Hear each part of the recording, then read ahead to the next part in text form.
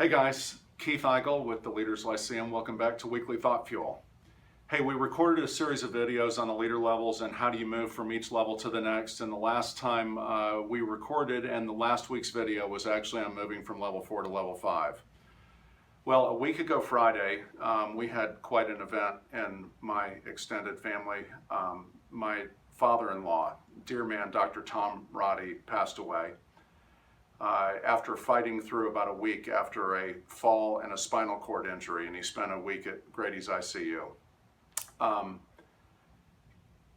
One of the great privileges of knowing him was he was one of the people in my life who was on his way to level 5, had really come to understand the world in a way that made his impact and his leadership and his legacy very different.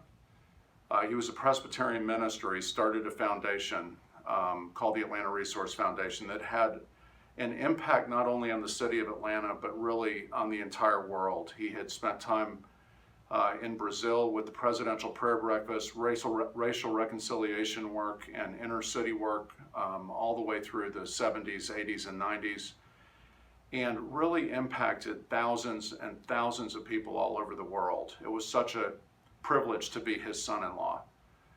I think as I reflected on this, just kind of everything over this last week, is that this getting to our legacy, becoming level 5 is not an easy thing to do. There were things that happened to Tom, really over the last several decades, that he could have easily put in one of the working level 4 categories he had already created. But instead, he always elevated his understanding in the midst of these difficulties. And what really knit things together for him were, I think first and foremost, it was love. Love was bigger than everything.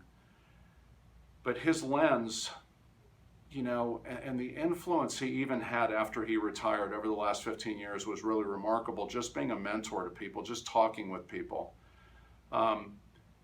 But he really started to understand the world and displayed that understanding in a way that it was about what knits us together, not what separates us.